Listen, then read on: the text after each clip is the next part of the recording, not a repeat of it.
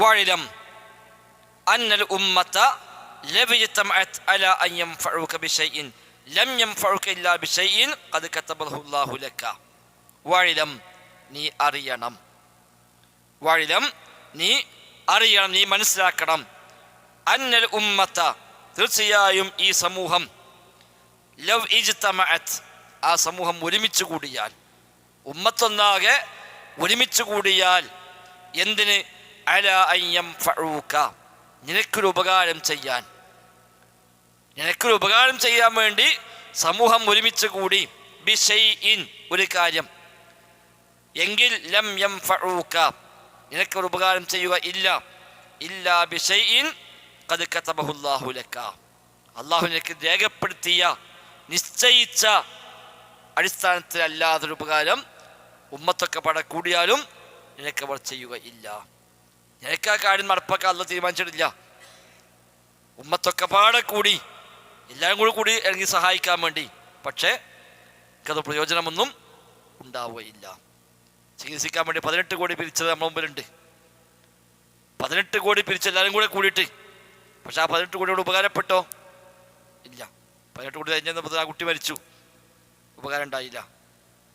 ആദ്യത്തെ കേസ്. രണ്ടാമത്തതിന് ഉപകാരപ്പെട്ടത്.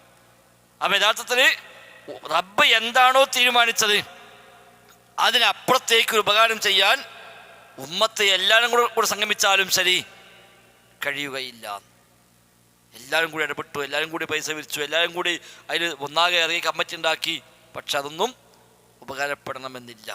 അത് ഏതായിക്കോട്ടെ. അപ്പം റബ്ബ് നമുക്ക് എന്ത് കണക്കാക്കി അതേ ഉണ്ടാവുള്ളൂ. അതുകൊണ്ട് തന്നെ ആളുകൾക്ക് പാടെ കൂടി സഹായിക്കാനുണ്ട്. സമാധാനമായി ഒലക്കുണ്ടല്ലോ, അങ്ങനെ സമാധാനം ഉണ്ടാകും. ഒലക്കുള്ളതുകൊണ്ട് അല്ല കണക്കാക്കാത്ത ഒന്നും ഉണ്ടാവില്ല. അപ്പം റബ്ബിൻ്റെ സഹായം തന്നെയാണ് പ്രധാനം. അതിൽ അള്ളാഹു നിമിത്തങ്ങളാക്കി പലതിനെയും വെക്കും. ആ റബ്ബ് വെച്ചിട്ടുണ്ടെങ്കിൽ അത് മാത്രമേ ഉപകാരപ്പെടുകയുള്ളൂ. അല്ല വെച്ചിട്ടില്ലെങ്കിൽ അത് ഉപകാരപ്പെടുകയില്ല.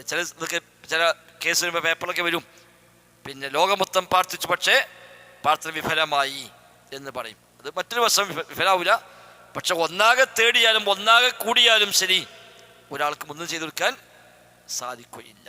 അത് ബോധ്യമായി കഴിഞ്ഞാൽ പിന്നെ ആളുകൾ സഹായിച്ചില്ല അതിന് പ്രത്യേകിച്ചൊന്നും തോന്നില്ല.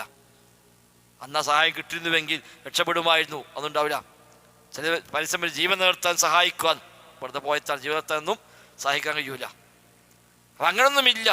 ഉമ്മത്ത് ഒന്നാകെ ഒരുമിച്ച് കൂടിയാലും ശരി അള്ളാഹു നിശ്ചയിച്ചതല്ലാത്തൊരു ഉപകാരം ചെയ്യാൻ അവരെ കൊണ്ട് നിനക്കൊരിക്കലും സാധ്യമല്ല. അപ്പം അവരൊക്കെ പാടെ സഹായിച്ചു, ആ സഹായം കൊണ്ട് ഉപകാരമുണ്ടായി, ലോകം മാറി, അല്ലെങ്കിൽ പ്രശ്നം തീർന്നു. അതും അള്ളാഹു നേരത്തെ നിശ്ചയിച്ചതാണ്. അള്ളാഹ് നിശ്ചയിച്ചിട്ടില്ലെങ്കിലോ ഇവരൊക്കെ പാടെ കൂടി സംഘടിപ്പിച്ചാലും ശരി ഒന്നും ചെയ്യാൻ സാധ്യമല്ല.